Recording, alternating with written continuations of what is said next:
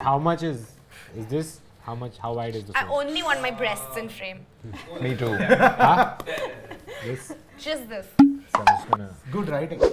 Just gonna smoothen it in. Hi! Hey. Hey! How's it going? It's a show that doesn't have an opening. We're here to speak about Better Life Foundation Season 1 and Season 2. So we've got Rahul Hota, who also wrote Season 1 of Better Life Foundation. We have Radhika, who is only on Season 2. Yeah. Season 2, yes. Alright. Uruj, who's also on Season 2. Naveen Richard, who's also on Season 1 and Season 2.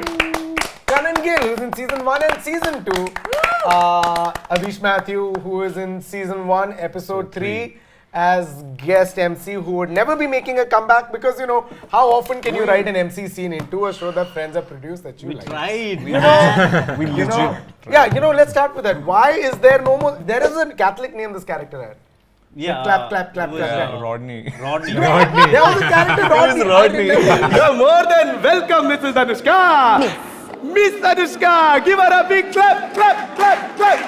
Everybody, clap. I completely based that character on Success MCs that you and Mani were a part of.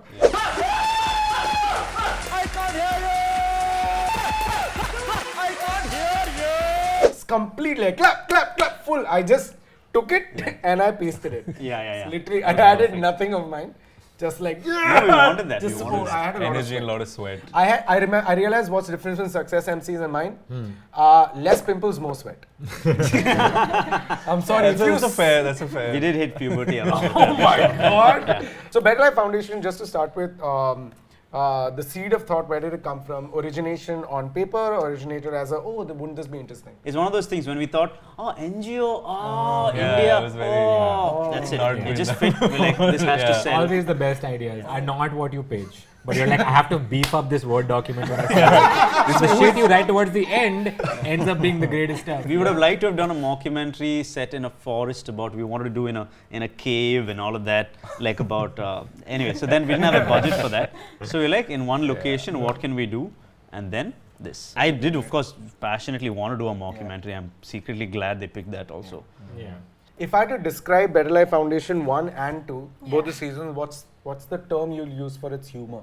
I would definitely say observational and awkward. Okay. I mean, from my understanding, was kind of based off of The Office, Parks and Rec, and that's kind of what it is, right? Observations. Right. I Yeah. think though The Office would be full awkward and the jokes are also cringe. Something like Parks and Rec and stuff is jokey and not less. Yeah. Because there's not enough time for awkwardness. It's joke. I think we were hoping to find a balance between the two. So yeah, I think there's just jokey jokes and there's cringy awkwardness as well. So I think it falls somewhere between the two in terms of comedy there.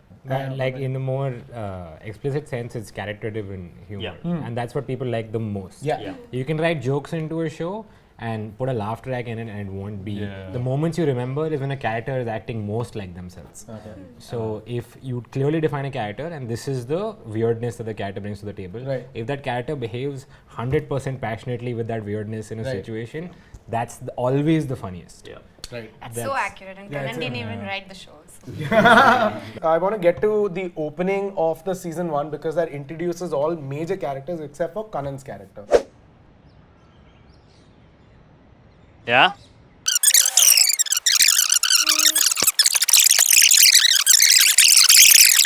Keys.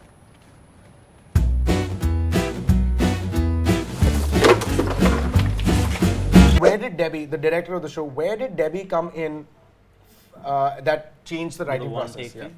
When we were writing it, I think we were sure that we wanted this to be a one take. Correct. Yeah. When Debbie came on, she added her own sort of. Okay. It thing was to written it. that Yeah. you wanted to do it as one take. Yeah. Yeah, we're like, how do we grab people's attention in the first like right in 3 the minutes and throw them into the world? And usually a director can kind of ruin it or enhance it. And I think that Debbie, it was the first time I was also working with Debbie and you guys also working with Debbie. And I saw him take a back seat out of genuine fear behind the monitor, not saying anything. Even if you want to creatively say something, I don't know, by the time I came third episode, he was That episode, by then, it depends on how tense the set Yeah, is. also that shoot in particular That was they quite. there was no AC. Oh yeah. That was dry. That was dry. That was it. Right. Bright humor. Healthy. So yeah, depending on how tense the shoot is, I would either sit do a back seat. Either way, as a back seat also, I would bug her. But on some days, I know to back off. The decision to have Arman in that season was a freshman's perspective into an already established world, right? Yeah. Common exactly. writing trope.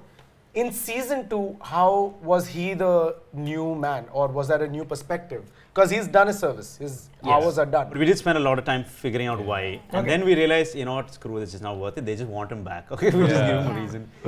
And I think it was funny enough. We found funny moments. In the moment. And he's not as straight in this season as well. I think he's absorbed and he gets as weird. With the environment, right? That also justifies the writing process. So now, as you guys were the new people on set, right? You were writing the new season on board. What was your input while writing? I'll be a little more specific. Because the character is established, right? Yeah. Most amount of the hard brunt work is done in season 1. For me, like, I'm not a comedian, so I didn't even know like how to channel my humor into a joke. I would kind of just say things like, hey, I think this is pretty funny, and then we would all kind of break it. I mean, they would like break it down, and we would just improvise, and I'd be like, oh, so that's why it's funny. I think what we brought into season 2 was, you know, really like how do we evolve these characters from where we've left them out in season 1, and how do we pick it up and how do we take it for another season. And also we were very consciously focusing on the female characters like Samuki and Sindhu's characters, and trying to give them more punchlines, trying to not use them as the butt of the joke. Not that you guys did, obviously, but just being a little bit more conscious because we are also female writers. So I definitely felt that responsibility of trying to, you know, not just have Samuki be primarily angry, but show her insecure, show her in, you know, awkward times where she's also, you know, opening up. That actually is a very good point, that when you're writing for strong female characters as men, we would not have that much perspective. That's why we took lines away from Kanan. Yeah, that's true. Because we had to give them. I improv them right back. I did like a full page. Which is every something I'm episode. gonna get one part of your job was to make sure that the voices and clear voices are there. Like, hey, this is not what a character like this would probably do. But it was also advantageous having writer actors such as Sumuki on board, such as Kanan on board, because they would highlight and enhance the joke further. So as a writing process, did you have proper setups and then punchlines? Or did you know this is where we'll basically go and then they will take over? Now that in season 1, you know they're going to improvise the hell out of the script. A hard yes.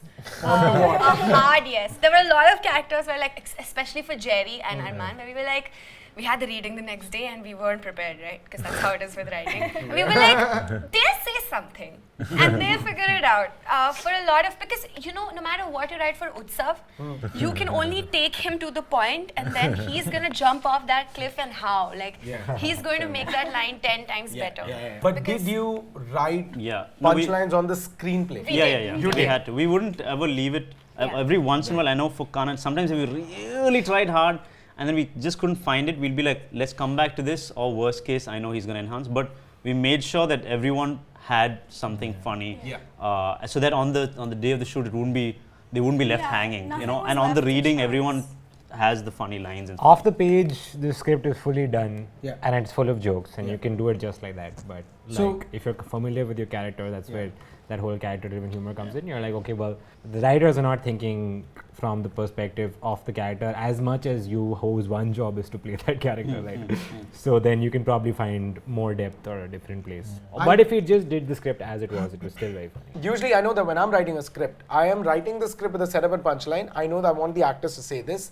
Then I will let the actors improvise. Do you think that was the process that was taken, where first do the script, then you do yourself? So that's the thing. So when we would do the thing according to the script, at the reading it got a laugh, right? And then on the set, for whatever reason, maybe you've lost that moment, or you at that moment you aren't in the moment. So to feel in the moment, we would make sure they added a line. So the last line is something that feels real. We would make sure the director's laughing behind the camera. So we would do whatever it takes to make people laugh on the set while in character. And Debbie as well, generally, I think she'd always go for, like, whether it was a talking head or any other scene. She'd get the line first, and then Utsav in particular would usually go crazy after. So she'd usually say the whole line, then count 3 seconds and then go crazy. So you sometimes So have that the was the option process. of- So it's like not say always, the line, but yeah. take a moment so that they get an edit point. Yeah. Then say the line, take another moment, edit and say that. That's actually pretty Only on for ground. itself. Only for stuff. But I'm saying that. Yeah. Like, Usually, yeah, you'd figure out like either we'd come with an idea and be like, I know this is going to make everybody laugh, and I'm not going to give you a warning, and just say it, and then everybody laughs. Like, fuck yes. Yeah. It ruins the take, but you feel good about yourself. yeah. Otherwise, I would ask like Naveen or Hoda or Debbie, like, I want to change this line to this. Is this okay? And then in that area, and sometimes they say yes. Sometimes Naveen said no to me many times. He's like, Many "No." times, yeah. Many times he's like, don't. Don't do this. And obviously he has like a bigger view of what's happening over there. No, I'm just because like, this is an Arman thing to do. He's like, yeah, but no. No, so sometimes I felt like when you're improvising on the set now, so when we're writing the show, we have time to think of the tone of the show and what the tone of the joke should be. Like the joke should come when we're chatting, the line goes from here to here to here to here.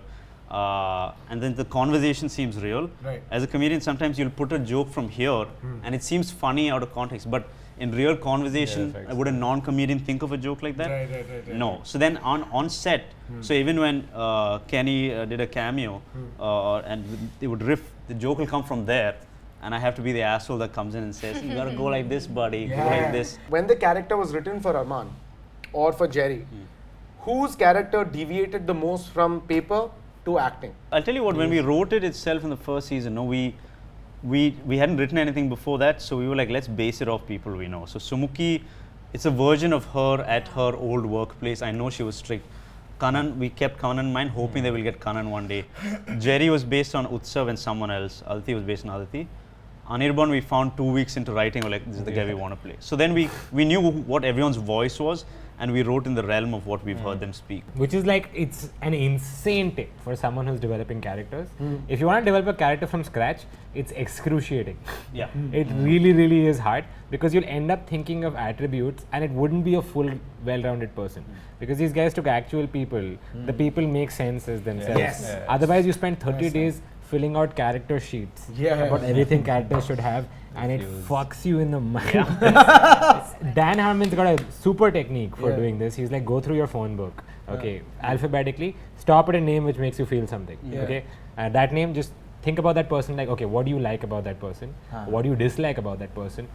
Draw a circle, that's the thing. And now if you go through a couple of names, you will have different attributes and you can combine them to make one very rich person. And also like, instead of combining traits as they were, you analyzed it and you reached the third place, which is also fine. Because at no point in this process are there strict rules. But when you're writing, there's also a real danger of doing busy work. Is like writers tend to pick up any process which is other than writing, which they could do right now. Yes. So what can I do? I need to read Robert McKee's story 10 more times. Or I need to go and draw character sheets. I need to go and read what are the problems in the third act. 250 articles, let's read this. Let's do this, use this exercise. So in Levine said you'd be inundated with data about your story that you just I do. think that's the warm up. All of this, if you were in the gym, that's all the warm up. And you can keep on warming up thinking you're never going to get warmed up, or just start exercising and then hope that you get, and then you will get to the end. But all of this chart making and this But also and all kind of that, helps But it's because important. eventually It when you're helps. writing, but you need to warm up for it. Yeah, of course. Approximately a minute and a half or a minute is what a screenplay page is. It gives every person in the crew an understanding of what the shot needs to be, what the character needs to do. And I have gone through this process, but I stopped myself from writing because information overload and I can't do this anymore. So I go back to just writing on a notepad or even just like that and putting it through. Do you think a lot of these good comedic ideas are great when you're writing, and when you put on screenplay, it loses steam, and that's when the director and the actors need to stem it out? So basically, that's a question that's been going on. Screenplays typically for theater are more verbose than they are for screen. Okay. Most of these screenwriting books come out of the US. In the US, the tradition now is don't direct in your screenplay.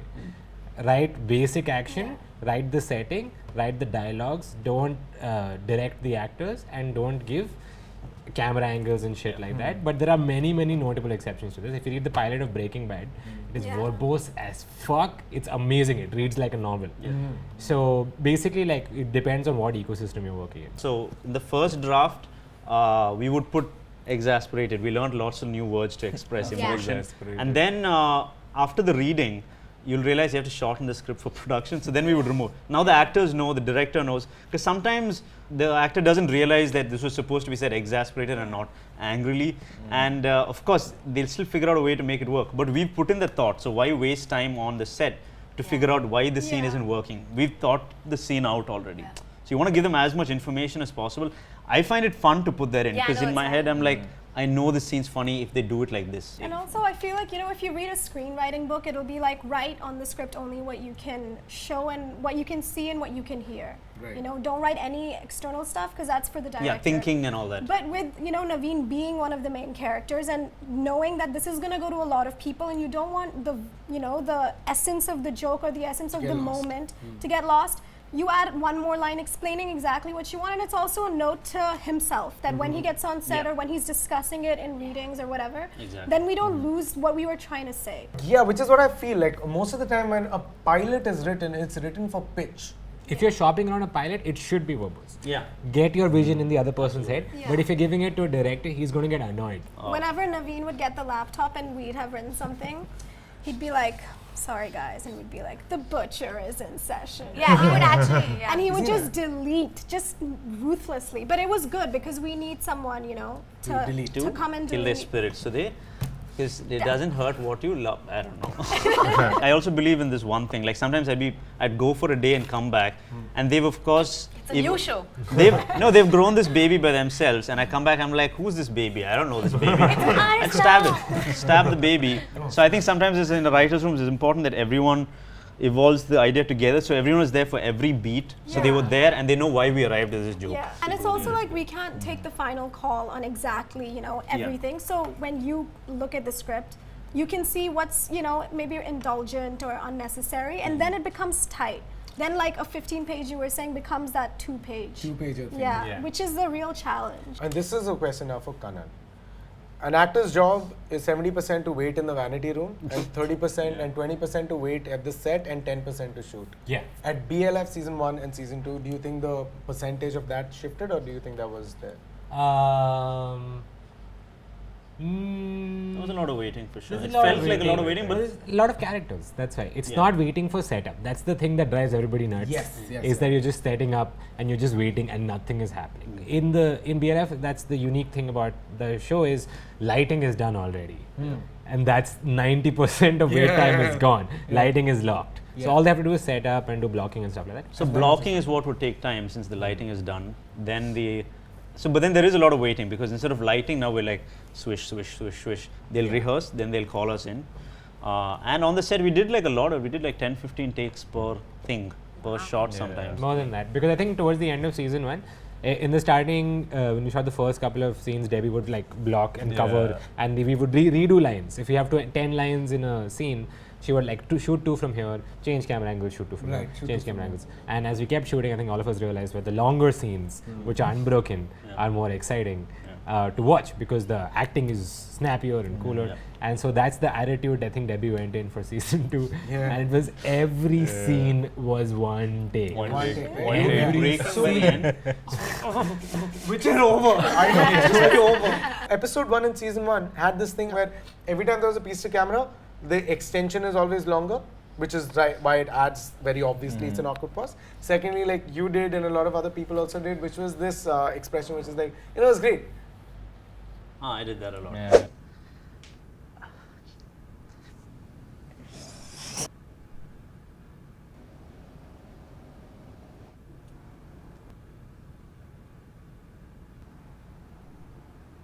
Because the idea in mockumentaries is that you're always performing for the camera, you're embarrassed because you're not acting like yourself. And then when you do something embarrassing, if there's no cameras, you wouldn't react like that, right? Yeah. You just kind of hide it. But now that you know that the camera, it's like, oh my God, I did this in front of the camera. I hope it didn't catch me. It caught me great. In the first season though, I think we were a lot more camera hoggy. We all did a lot of, everyone's trying to steal a look to the camera like, Oh yeah, there was so much look into the camera. And was that rectification in season 2? I think the problem was last season because it's not something you naturally do. Like it's very innate to the mockumentary sort of genre.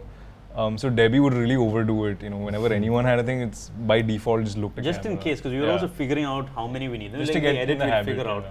I met a guy in an Uber pool once 2 years ago. He's like, I saw that dude, but you guys looked into the camera too much. I'm like, man, I don't even know you son of a bitch. You poor ass Uber pool taking son of a bitch. Don't tell me we looked into the camera too much. But now we knew. We were secure about our acting to know once in a while if you give it is enough. And all of us are just more fluid also this time. We're just like chilled. And there was a lot, dramatically less looks into camera in season 2, I think. This season, for example, Debbie took a lot of calls where you were able to have the camera in a room, maybe sort of picking up a personal conversation.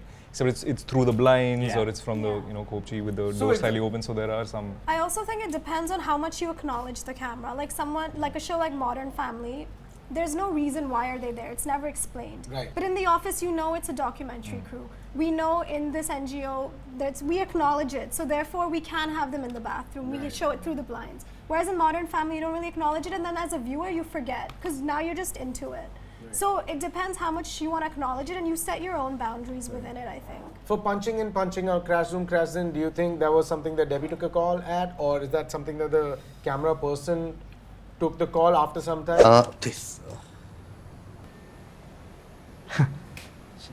It is the saddest thing I've seen in my life. Where's our money going? Oh. Okay, I want to have what he's having. कोई शौक नहीं है ऐसे public में मूतने का यार. So in the first season, we did a lot more detail of punch in everywhere. This time we didn't. We just say Jerry looks at it, and we know for sure Debbie's going to zoom in. The cameramen over here also have to be very smart. You can't just get anyone. In the first season, we actually got and fired like 2-3 cameramen in the first 3 days because the one guy wasn't that funny. And then this time we found he was a great cameraman. It matters because people think comedy is. I would throw knock joke. He wouldn't fucking reply. Wouldn't, man. But having lunch with him, he's just boring. So you needed to find the correct cameraman, right? Who have a sense of humor. Like I know if I give this guy, you or any of you guys camera, I know you'll be able to make fun shit out of it. If I give it to you as an editor, if you have that skill, I know you'll make funny out of it. And that's when you can have trust with your technicians. So it's just not the writing performance skill, but it's also the technicians who should understand humor. Staying a little longer on a cut or cutting a little quicker adds that much to it. No, and I think in particular, because this was a mockumentary, like the camera is almost like a character in itself. It's, why is it here?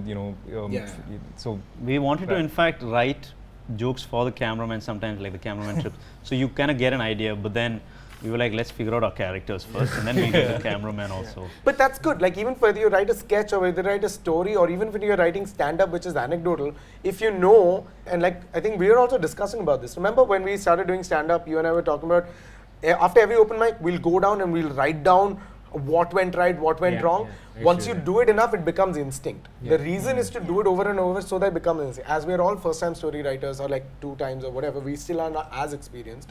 Till it becomes inherent in us, I think that busy work is important, where we are productive and not just doing it just so that we feel endorphins release happen. You gotta have fun at some point. Like our fun would be, we would really try to squeeze, and then something will come. Okay, something will come. That's when we reward ourselves with some bullshitting time. All right, for half an hour. Say puri, or just bullshitting about anything. And during our time of just talking about nothing, that's when we usually find our solutions to the problems. So that's basically the relaxing. It was also a lot of unloading of our own personal lives. It was a therapy session, basically. Like talking a lot, about what happened to us and what the characters can use, and sort of feeling violated at the end of the day because you're like, oh, I am going to monetize all my emotions. We would find something real in our conversations, and real is funny. And what is the bare brunt of writing? Because, for example, you might all ideate, but there's so much information, someone has to drain it down into doing that. You're the guy who wrote it? Did you take all the ideas in the discussion, or were you like, during the ideation, you will also remove and say, no, I just need 5 points, don't give me 500? No, I would keep, so we would beat it out. Like so we just like passing the ball, and then when there's a moment in the room when you know if you hit on a good idea, and if everyone's listening, everyone immediately laughs. But there's a different kind of laugh. There's also that laugh where the joke comes like that. So they're like, why didn't you put it in? I said the joke comes from somewhere else.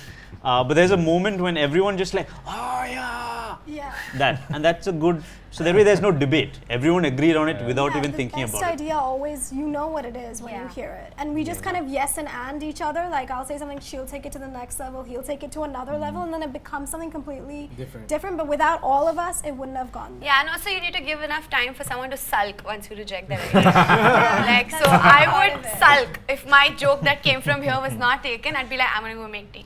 I would just sulk for some time, and they'd be like, can you make some tea for us? And I'd be like, wow, that is just shameless. I think I have two people here who are big fans of Dan Harmon's Story Circle. There's a YouTube video out there, I think all of us have seen that, and then we gorge into more YouTube videos about Dan Harmon's Story Circle. The easiest way to see if you have a story or not is that Act 1, something is there, set up all the things. Act 2, everything goes wrong.